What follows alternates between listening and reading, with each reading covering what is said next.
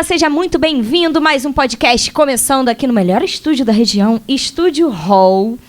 Ligue o Dane-se, podcasts inspiradores com pessoas inspiradoras que empreendem nos seus sonhos. Toda quarta-feira, às 10 horas da manhã. Disponível, se você quiser, no YouTube, se você quiser assistir a nossa carinha. Ou, se você quiser ouvir, está disponível também no Spotify. Hoje, mais um convidado incrível, meu amigo recente, Maurício Werner. Seja muito bem-vindo. Muito obrigado, Dani. Já sou teu fã. E eu acho que você tem um espírito, tem uma energia muito boa. E quando você me chamou, eu tive o maior cuidado de acertar na minha agenda para estar aqui com você. E muito obrigado pelo convite. Maurício Werner, se apresenta para minha galera. Quem é você? Maurício Werner é botafoguense, pai de 4 filhos.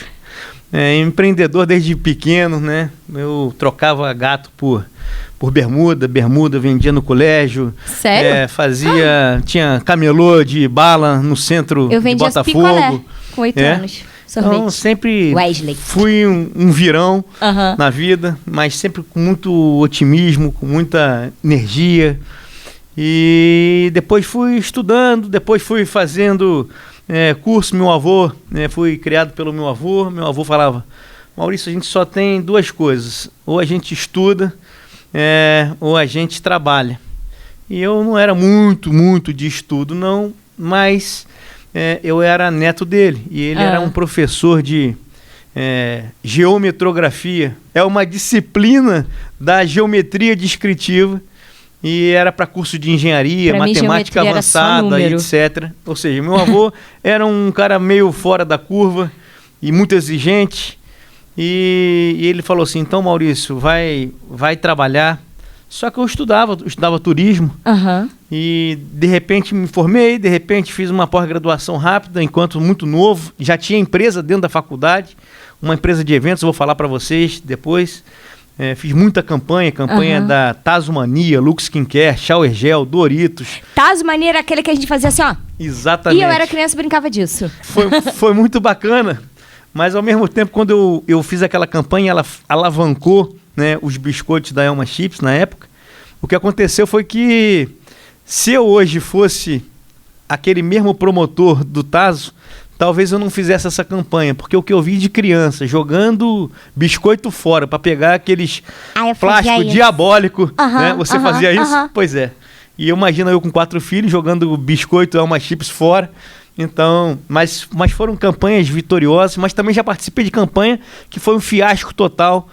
Tipo o quê? Tipo, Coca-Cola lançou um produto chamado Frutopia. Frutopia era um produto que não parecia com nada. Era um pouco de pomelo, não era suco, não era refrigerante, não era mate, não era isotônico e não tinha lugar na prateleira, portanto. E aí o que aconteceu? Entrou feito um botão, já entrou saindo o produto.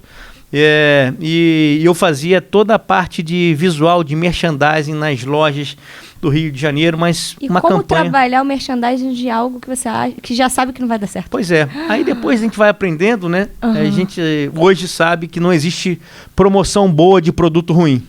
Então, o que aconteceu é que a gente viu alguns produtos entrando e saindo de forma muito rápida de grandes marcas, de pequenas marcas ou de marcas médias. E aí no meio do caminho entrei para ser professor. Quando eu fui ser professor, Dani, meu avô, aquele professor catedrático, em 1998 fui chamado para dar aula numa faculdade por um amigo, Baiar. E aí ele me chamou e eu falei: vou dar aula. E aí naquela época estava surgindo a história do PowerPoint. Então, aquelas apresentações de PowerPoint eram interessantes porque você tinha barulho de datilografia, né, máquina de escrever. Eu fiz A, S, D, F, G, C, cedilha, L, K, J, H. Quem não tivesse datilografia no meu tempo, talvez não pudesse ter emprego. Depois, aí tinha barulho de cortina de teatro, você que gosta de teatro. Flash. Aí fui mostrar para minha primeira aula para o meu avô, professor de geometria descritiva, geometrografia. Falei: vô, essa é minha primeira aula na faculdade. Dá uma olhada aí, vê que bacana que são esses efeitos especiais. Aí ele virou-se para mim e falou assim: Mauricinho, quem não tem conteúdo capricha na alegoria, né?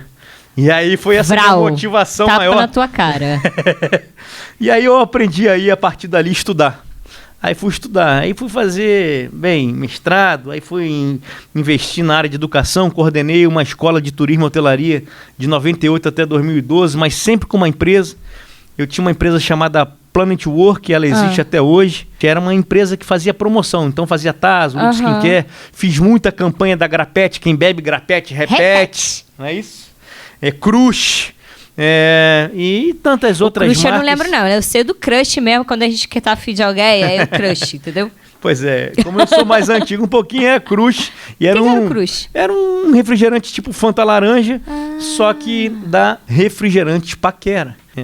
E aí, entrei no ramo da educação e aí sempre compartilhei meu tempo entre a educação e o empreendedorismo. Em 2007, fui convidado para dar aula na Fundação Getúlio Vargas. Você é professor de lá, né? Desde 2007, então tem 15 anos agora, né? Completando de fundação, nos programas de MBA, gestão de vendas, né? A gestão comercial e a parte toda de gestão de marketing, gestão de relacionamento com o cliente.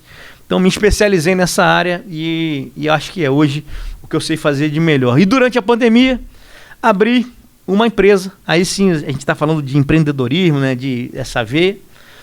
Abri uma empresa chamada Rio Soul Connection, que eu, baseado na inteligência mercadológica de Netflix, de Bicicleta do Itaú, de todas essas empresas que fizeram uma coisa genial, que foi a recorrência financeira entre as pessoas.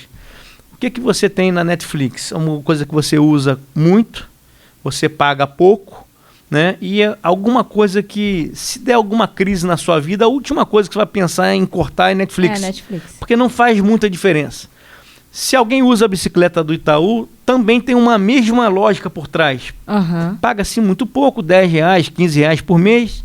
Tem direito a usar quantas vezes quiser. São valores muito pequenos que você não sente na sua conta. Durante a pandemia, muitos executivos foram demitidos dos seus postos de trabalho. E aí eu vi uma oportunidade que era de criar uma oportunidade para mim dentro da empresa dos outros, dizendo que eu era um executivo com preço de estagiário. Porque quanto ganha um estagiário hoje? R$1.500, R$2.000? Às vezes até menos. Às vezes menos, mas assim, um bom estagiário. Sim, eu também não podia me colocar no estagiário faixa branca. Começando, né? Exatamente. Por favor. Então era um estagiário, ou seja, para essas grandes empresas e com um perfil de executivo que conhecia bem a atividade turística. Então hoje a gente tem 28 clientes que atendem com um valor de estagiário, né? E com uma quantia recorrente fixa com contrato anual. Então você faz uma conexão entre um cliente e outro? Mais ou menos. Vou explicar para você o que eu faço hoje.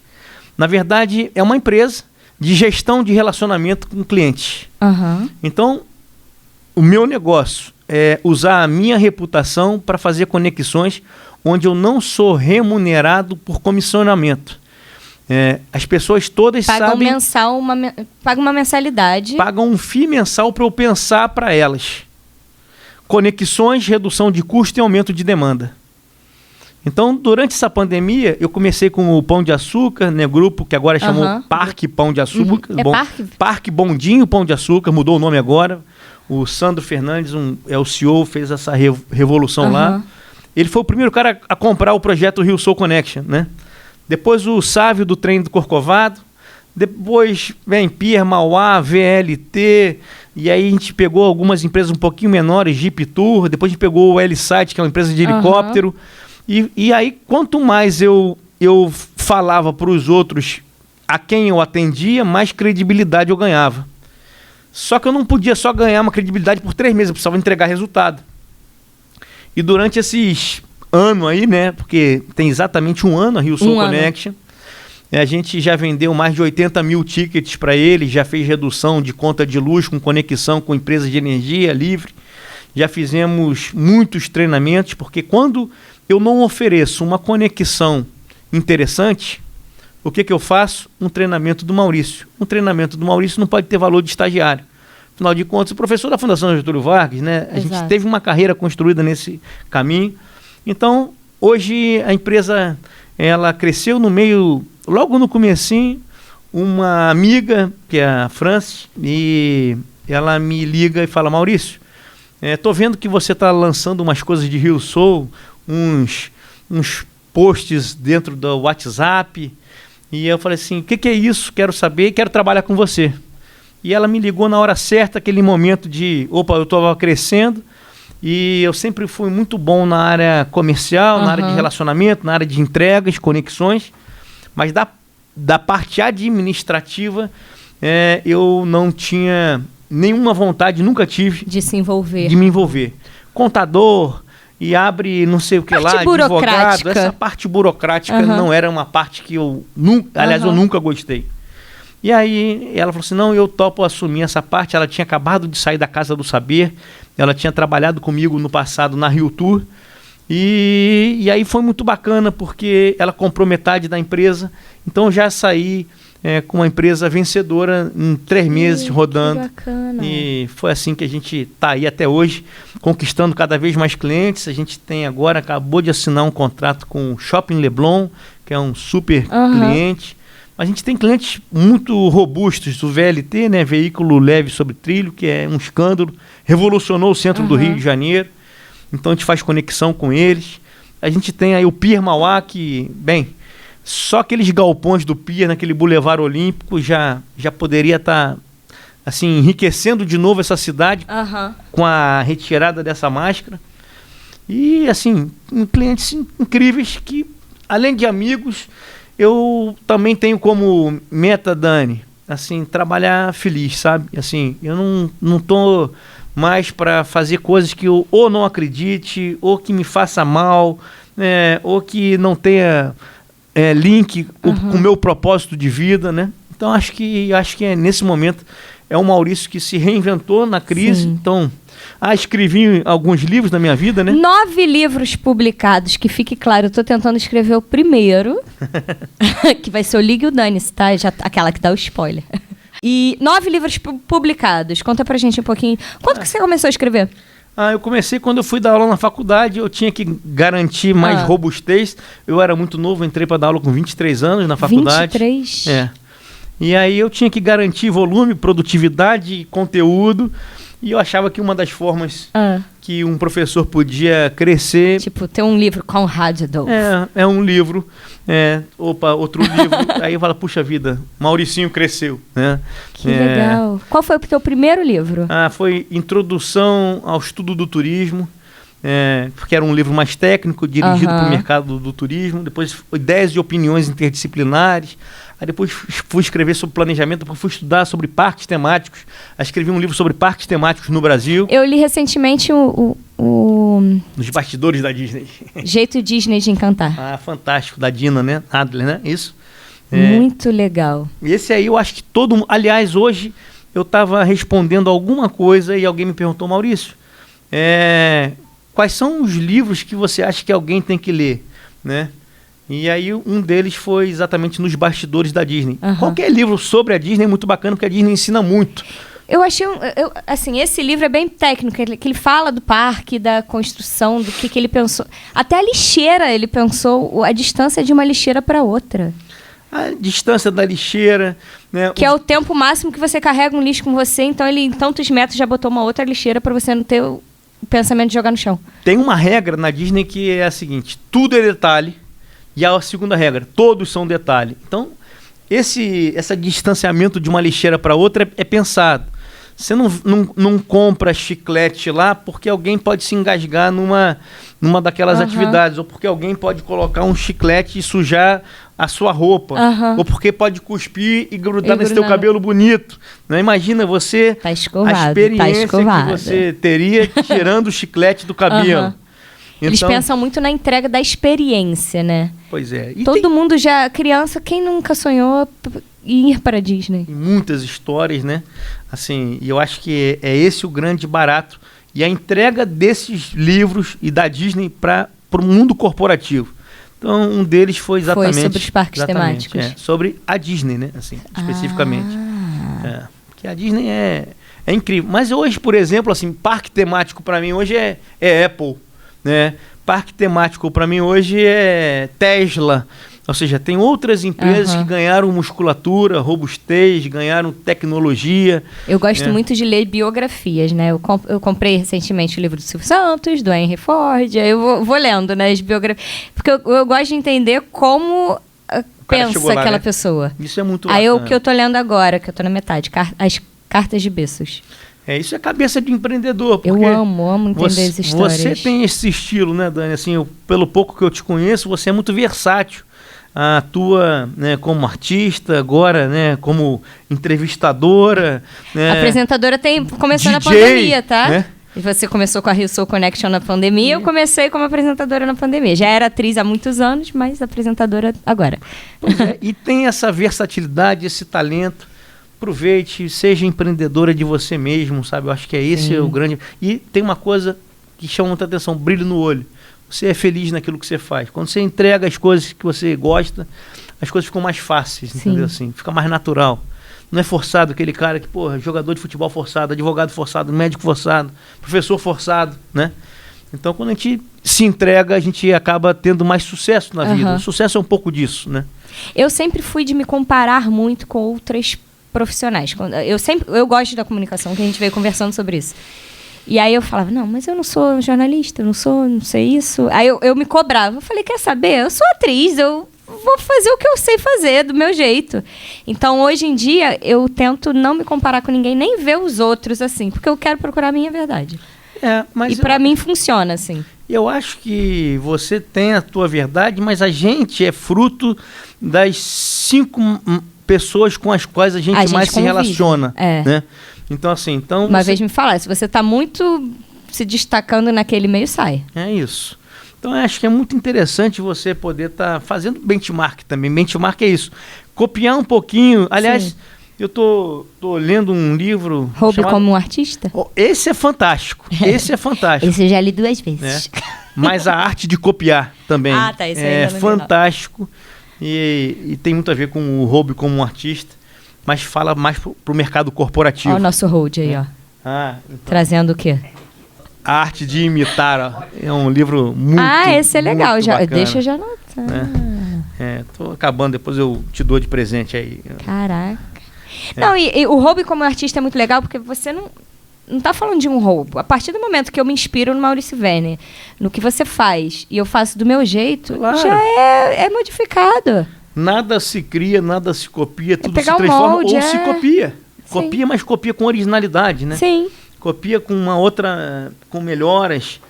O chinês foi muito bom nisso, né? O chinês sempre copiou o mundo todo e agora ganhou qualidade. E aí ganhou o mundo e a gente agora tenta lutar. Não tem mais essa história. Assim. Antigamente a gente falava que o produto paraguaio era de baixa qualidade, o produto chinês era de... Agora a qualidade deixou de ser diferencial competitivo, passou a ser pré-requisito. Hoje o mundo tem qualidade, né? O mundo tem qualidade em seus segmentos. Sim. Agora, o que a gente precisa entender é qual é o nosso segmento. Com quem que você fala? Com quem que você se relaciona? Porque aí são os nichos de mercado que aparecem. Sim. E aí, assim, pode ser que você seja muito pouco famosa para um grupo, mas você é extremamente competente para outro. E é naquele momento que você se encontra dentro da sua tribo. Né? Assim, a gente vive muitas segmentação demográfica, idade, classe social, nível de escolaridade. A gente, desde que nasceu, a gente é segmentado pela fralda que nasceu, pelo bairro que morou, né, pela escola que estudou. A gente é segmentado. E a gente não pode só acreditar que o mundo é igual para todo mundo. Não é. Nunca foi. Né? O mundo é mau. Tem um amigo meu que fala... Ele copia aquela frase do americano, fala, there is no free lunch, não existe almoço grátis, e ele completa. E nem o seu marido faz carinho em você à toa. Não é isso? Ou seja, é mal o mundo. Ontem eu estava com um casal de amigos, eles moram na Flórida. E aí eles moram lá há 16 anos já. E eles falaram que eles buscam não fazer amizade... Olha que louco! Não fazer amizade com brasileiros. Porque os brasileiros são os que mais puxam teu tapete. Eu tive um casal de amigos que eles foram deportados do Havaí porque um brasileiro denunciou o outro brasileiro que era ele. Ele com uma família com 4 crianças. O brasileiro é bom demais no seu melhor e no seu pior, né? E diz, assim, aí essa história é do Vinícius de Moraes, foi diplomata, né? E aí ele fala o seguinte: morar lá fora é bom, mas é uma merda. E morar aqui no Brasil é uma merda, mas é bom. Assim, então... Assim, eles sentem muita falta do Brasil, queriam voltar, mas eles lembram das coisas daqui e preferem ficar lá. É uma crise que eles sofrem. Eu, recentemente, nesse último mês, eu tive a oportunidade de participar de uma feira em Portugal. E Portugal realmente virou um polo de brasileiros de classe média que quer trabalhar, que quer desbravar. Muita gente bacana indo para Portugal por conta de segurança. Mas, ao mesmo tempo, eu estou vendo um retorno de alguns brasileiros de Portugal, porque lá também é tudo muito previsível. E eu acho que o brasileiro gosta muito da aventura, do imprevisível. Voltei agora, recentemente, estava na Argentina. E na Argentina eu vi uma bagunça organizada. Aqui a gente precisa organizar um pouco a nossa bagunça. A gente está num dilema muito mais do que financeiro, econômico, crise epidêmica. A gente vive no Brasil o que eu acho que é o pior, que é uma crise ética e moral sem precedentes. Então acho que essa crise é uma crise que a gente precisa se desfazer dela, e eu acredito que essa crise ela só se desfaça com uma coisa chamada educação. Só que enquanto a gente tiver essas polaridades, Lula ou Bolsonaro, Castro ou Freixo, né? Ou seja, esses extremos trazendo ódio para a nossa população, e é disso que eles vivem, né? A gente precisa repensar o nosso modelo de gestão política. Acho que as pessoas querem muito ter uma voz ativa, querem ter um discurso bonito, mas são muito valentes em internet, né? E são muito fracos nas suas ações diárias, cotidianas. Como é que você trata, por exemplo, o porteiro do seu prédio que estudava no colégio público e que, de fato, o que acontecia era que, enquanto o coronavírus, os meninos ficaram sem aula, porque a prefeitura não fez nada. E cadê o cara que mora em cima para gritar por ele? Porque ele não tem voz, né? Então, acho que a voz para essa minoria precisa ser uma classe média que teve acesso à educação e que não vai ser aquela classe média que vai brigar contra o crescimento e desenvolvimento de uma equidade social. Obrigada. Enquanto uns choram, outros vendem lenços. Título do seu livro. É isso. Conta mais sobre. Esse foi um livro que eu escrevi em 2008. Em 2008, muita gente aí no programa devia ser muito pequenininho, mas esse livro ele foi pensado com uma frase do Marco Aurélio Ferreira Viana, um professor que eu tive no passado, um consultor. E a frase não era dele, porque ele era do plano do choro ao plano da ação. E aí ele falava em algum momento, enquanto uns choram, outros... E eu completei a frase com vendem lenços. E acabei vendo se tinha no mercado alguma coisa parecida, e não tinha. E o livro é um livro que nasceu um pouquinho antes por conta da crise da Argentina. Não sei se você se lembra do panelaço. Então tinha um gaúcho com uma fabriqueta falida, que na época da crise da Argentina, que estavam destituindo o presidente, as pessoas iam para a rua bater as panelas. Depois virou moda. Agora bater panela virou moda nas janelas. Eu acho que quando a gente tem alguma coisa para brigar, e briga mesmo, e a panela era o instrumento de barulho que a Argentina fazia, as pessoas saíam, mas amassavam suas panelas e a crise já era grande.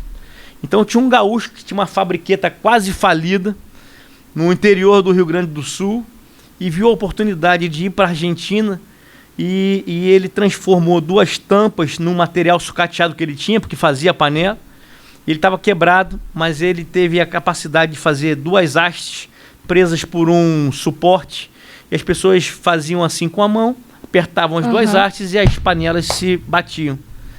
E aí o que aconteceu foi que ele fez, na maior crise da Argentina, e vendeu 400 mil paneletas dessas, $2 cada uma. $800 mil na maior crise da Argentina. Aí eu me perguntei, que crise é essa para quem? Enxergar uma oportunidade na crise. Enquanto uns choram, outros vendem lenço. Enquanto uns choram, outros vendem panela. Enquanto uns choram, outros fazem os seus programas de televisão. E numa das frases do livro, do Enquanto uns choram, outros vendem lenço, tem uma outra frase chamada assim: a gente precisa escolher se a gente vai querer ser a boca da sardinha ou o rabo do tubarão? A boca da sardinha é você aqui, né? Você manda no seu programa, você chama quem você quiser, você brinca da forma que você não tem limitações. Sim. E quando você está numa grande empresa, talvez a Dani, ela precisa ser moldada, não é isso? Assim, muitos artistas acabam saindo desse espaço também, porque não se enquadram. E acabam tendo o discurso da empresa que trabalham. Pois é. E aí a gente escolhe na vida o posicionamento que a gente quer ter. Você quer ser mais livre, mais solto, menor, né? Ou você vai querer ser engessado numa empresa multinacional, que você vai ser mais um dentro daquele processo. Tudo na vida é uma questão de escolha. A gente é fruto das nossas escolhas, né? E você, Maurício Werner, escolheu ser autônomo e empreendedor na vida? Eu escolhi ser na minha vida. Você em algum momento pensou em fazer carreira em empresa grande, uma multinacional? Nunca teve essa pretensão? Eu não, sabe por quê? Porque eu tenho dislexia.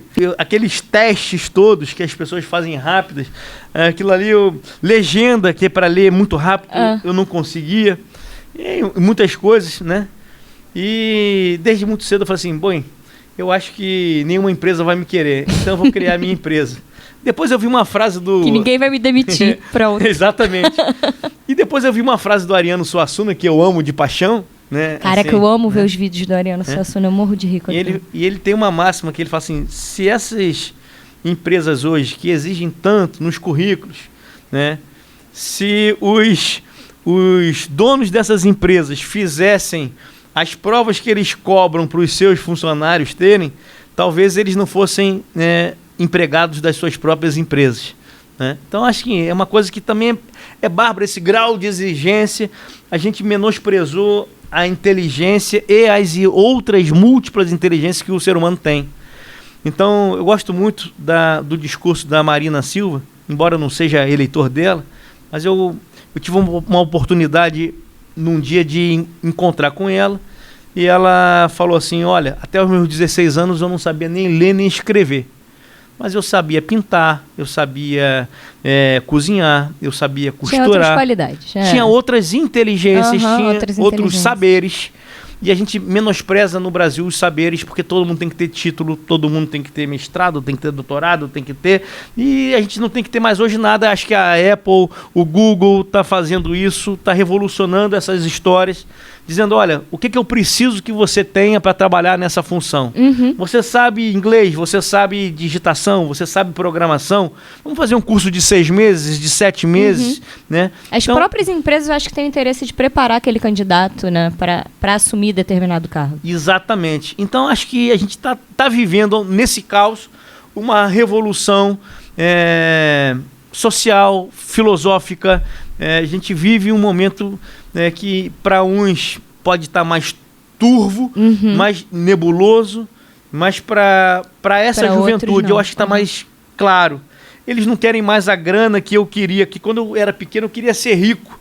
Hoje eu quero ser feliz, hoje eu quero ter menos, hoje eu não quero ter mais uma obrigação que me faça mal. E o conceito de felicidade, há pouco tempo, eu até comentei isso, o conceito de felicidade é muito doido, né? Porque não é a riqueza, não é o que eu tenho, é o que realmente te faz bem. Rico não é quem mais tem. Será que realmente eu preciso ter tanto dinheiro para ser feliz? Rico não é quem mais tem, rico é quem menos precisa. Né? Então, assim, eu tô cada vez mais querendo simplificar meu armário. Acho que eu... Você curte o minimalismo? 3 peças? Olha, eu curto Eu não consigo 3 peças porque eu sou a pessoa que gosta de montar look, mas eu sou muito simples. Eu gosto de chegar no meu armário, ter lá 6 camisas, não ter muita dúvida, ter 3 calças, 4 bermudas. Quando acabar um tênis, eu compro outro, sabe? Eu não tenho aqueles 50 tênis. Mas eu não ligo pra marca. Eu também não, nunca liguei pra marca. Aliás, me leva na feirinha. Blusa de R$10, R$5, eu tô feliz da vida. Quando eu era mais novo, eu ligava pra marca, quando eu não podia ter. Agora que eu, hoje, eventualmente, posso comprar alguma coisa que eu queira... Você não liga. Eu não ligo, né? Assim, é sempre assim, quando a gente tem, a gente não dá valor, né? E as pessoas, eu acho que se ligam muito no que você tem. Por exemplo, eu tenho um Celta fudido estacionado aqui na frente, uma merda.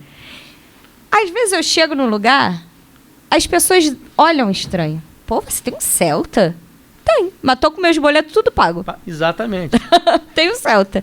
E tem gente que tem um Porsche e tá pagando uma prestação e não consegue comprar um feijão pra casa. Às vezes tem uma minoria que morre de medo porque tem muito dinheiro e uma maioria que morre de fome, e esse contraste não faz bem pro Brasil. E não faz sentido. O Brasil isso, é muito rico, né? o Rio de Janeiro é muito lindo, a gente tem muito potencial, só que a gente precisa se educar. Esse é o grande desafio para qualquer gestor que chegue aqui, para qualquer político, para qualquer... Então, Dani, assim, a gente está vivendo uma transformação. Meus filhos... Tem 4, né? Tem 4, assim... Já não pensam em ter, por exemplo, casa própria, que foi sempre um sonho meu. Eles pensam em desbravar o mundo. Meus filhos não pensam em ter um carro, uma posse, mas eles pensam em poder se deslocar de Uber para cá, de 99, de metrô, de VLT, de ônibus. Por quê? Porque eu acho que está muito mais fácil, de bicicleta, Itaú, assim, aquela motinha. A gente tem mobilidade, pensar mobilidade, pensar diversidade também, que é uma coisa muito importante para esse novo momento que a gente está vivendo. É um mercado que, se você que está nos assistindo aí, não entender a diversidade, aliás, essa juventude ela já entende a diversidade, quem não entende é a minha geração. Como foi para você entrar numa sala de aula? Cara, foi divertido, porque eu sempre gostei de aventura. E foi logo no começo, na faculdade, era a faculdade da cidade ainda, ali em Ipanema, né? Eu entrei e aí era primeiro período, os garotos iam ganhar o trote. Você tinha 23, né? 23 anos. E não me colocaram como aluno para receber trote também. Eu falei, não, desculpa. Eu sou professor. Eu sou professor, vocês podem me aliviar dessa. E aí eles falaram assim, você tá brincando, né, e tal. Eu falei, não, tô brincando aqui, a pauta, tá meu nome aqui. Então eu tive que provar que era professor. Caramba! Aos 23 anos na universidade, ali na faculdade da cidade. Mas você teve que impor em algum momento o respeito, limites? Eu acho que eu sempre fui boa praça, sempre tive muito boa relação, muito respeito pelo aluno. Porque também vim de família de professores, né? Então eu sabia o quanto que era importante. Agora, até hoje, Dani, de vez em quando eu chego num programa de MBA e aí o aluno pergunta assim, aí Maurício, tudo bem? Além de você dar aula, você trabalha?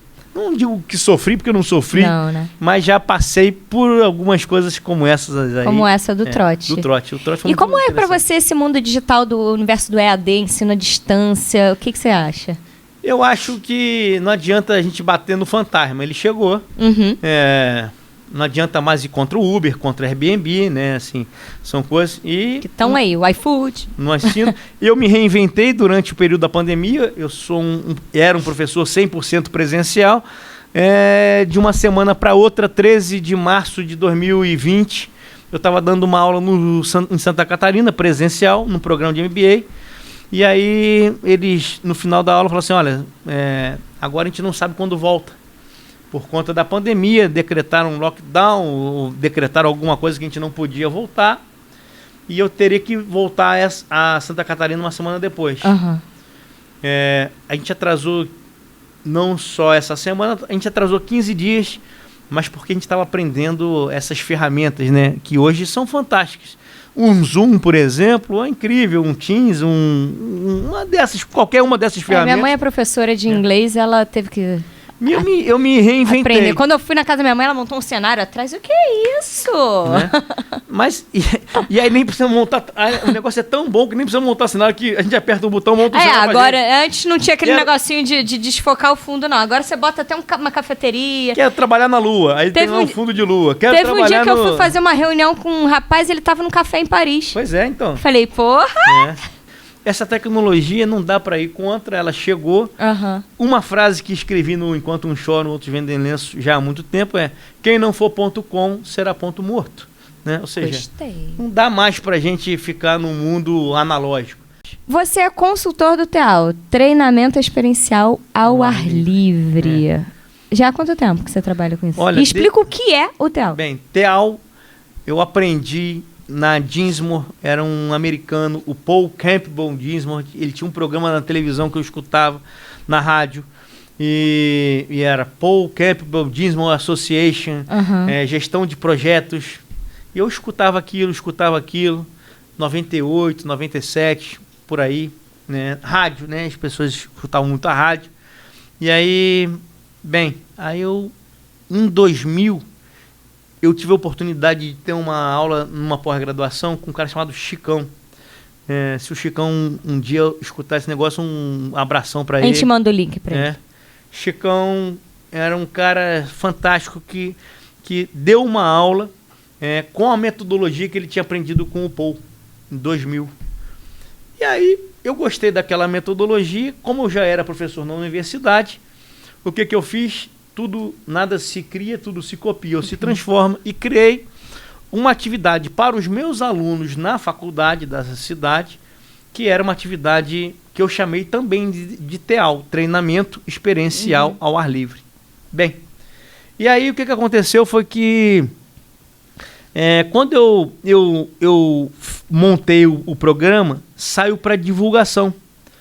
E aí eu recebo uma ligação dizendo: oi Maurício, tudo bem? Gostaria de falar com você, mas essa palavra TEAL, ela é registrada. Você não pode usar esse nome, porque esse nome ele é registrado pela Dinsmore Company Association. Desculpa, né? Eu achei que TEAL, Treinamento Experiencial ao Ar Livre, fosse uma frase, título, alguma coisa nesse sentido. Mas a partir de agora pode ficar tranquilo que eu chamo Aventuras Criativas, não tem problema nenhum. Mas gostaria de dizer o que eu estou fazendo. E convido vocês, que foi a moça da própria Dinsmore que me ligou, para fazer parte de um treinamento que eu estava dando num hotel, ali em Ipanema, até o hotel acabou, chamado Everest. E as duas moças da Dinsmore foram a Vânia e a Soraya. E eu me lembro elas entrando na minha sala, viram o meu treinamento, falaram assim: puxa, Maurício, você não quer trabalhar com a gente lá na Dinsmore? Então fui lá aprender, aí aprendi a metodologia, fui ser facilitador, ensinei muita coisa para eles também, que eu já tinha aprendido com o Chicão, que já tinha sido aluno do Paul. Então, assim, a vida é uma troca. Se a gente estiver fechado para a vida se fecha para a gente.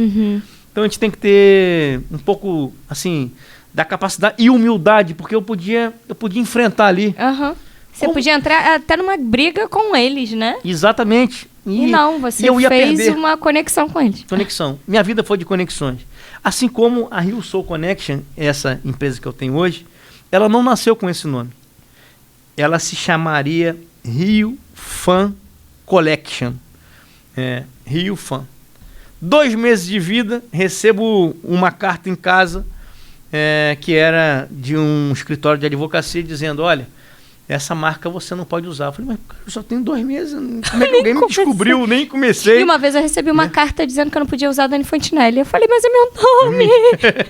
Olha só. Desculpa. Que loucura, né? Que doideira. E aí o que aconteceu foi que eu consultei o advogado e ele falou assim: Maurício, só tem 2 meses, vale a pena você brigar com isso?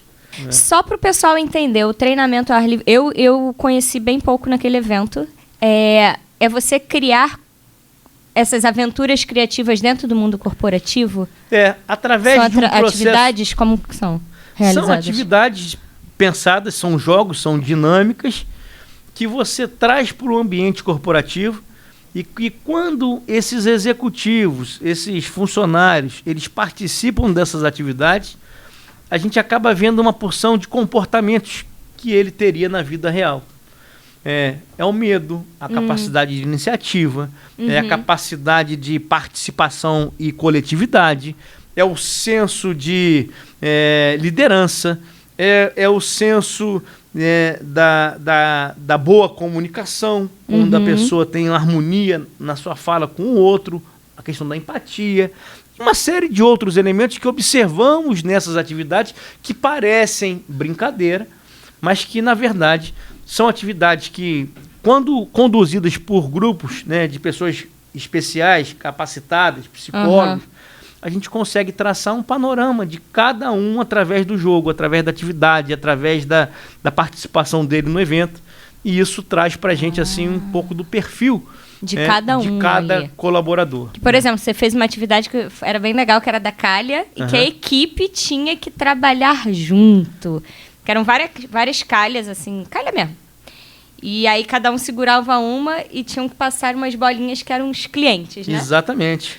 E eles tinham que ter uma conexão muito grande para fazer com que a bolinha não caísse. Podia ser um cliente, podia ser um projeto, tinha objetivo, tinha meta, tinha tempo, tinha estratégia. Ou seja, quantos elementos numa simples brincadeira de calha a gente consegue extrair, como na montagem de um foguete que vocês fizeram, né? Também. Muito ou legal. Montagem de uma torre, bem, tem diversas atividades dessas, a gente chama de dinâmicas, onde a gente traz o jogo e de forma lúdica, num conceito de edutainment, educação com entretenimento, onde crianças, jovens e adultos, de uma forma mais simples, acabam aprendendo mais. E a gente precisa se transformar o tempo inteiro. Acho que é um barato essa história da vida. A vida ela é uma fábrica de oportunidades, né? De desafios, de mistério. Todo dia quando acorda eu falo, hoje o meu dia vai ser incrível. Eu também que eu acho que é uma nova oportunidade de eu fazer melhor, de eu trazer coisas novas para minha vida, viver coisas novas. É um livro, uma página em branco todo dia que você pode escrever a tua vida, né? Assim, vai ficar vendo também. E aí para essa garotada, a gente tá muito preso a esses celulares, né? Ao invés de vocês ficarem vendo a história dos outros o tempo todo, criem a história de vocês, assim, acho que ao invés de você estar o tempo todo vendo o Instagram do outro, você está fazendo o teu Instagram aqui, você está fazendo o YouTube, você está fazendo a tua conexão. E eu acho que é isso que a galera precisa fazer. É o propósito até do Ligue o Dane-se. Tem muita gente que me segue que nunca tinha ouvido falar nesse formato podcast. E, de repente, eu nunca ouvi falar sobre o Maurício Verne, mas se conecta com a sua história e começa a se inspirar e começa a consumir mais. Eu acho que é isso. E é isso. É influenciar de um a um. Vida é conexão. Pessoas do bem se juntam com pessoas do bem. Né? Assim, sempre. Escolham com quem vocês vão querer se juntar. Essa que é a questão, assim, gente boa atrai gente boa. E gente ruim também atrai gente ruim. Assim, então é muito disso, de você ter essa sensibilidade, o que você quer para a tua vida, o que você não quer, né? E quem se junta com os porcos, farelo come, não é isso? Maurício Werner, o que você liga o dane-se na sua vida? Olha, eu acho que porque as pessoas pensam hoje do Maurício. O Maurício já se construiu. Sim. Né? Agora, se gosta ou se não gosta, dane-se. É isso, gente. Muito obrigada pela sua presença. Foi incrível o bate-papo. Essa amizade recente, mas que já parece que eu conheço há anos. Gente, muito obrigada. Toda quarta-feira, novos episódios aqui no nosso canal, no YouTube ou no Spotify, se você quiser ouvir através do formato de áudio. Muito obrigada, viu? Eu que agradeço, Dani. Parabéns pelo seu programa, pela sua capacidade empreendedora. Que você tenha muito sucesso, que esses nossos aqui ouvintes possam multiplicar o dane-se, né? E que Dani Fontinelli aí seja inspiração para muitos de vocês. Muito obrigado. Até a próxima. Obrigada. Tchau.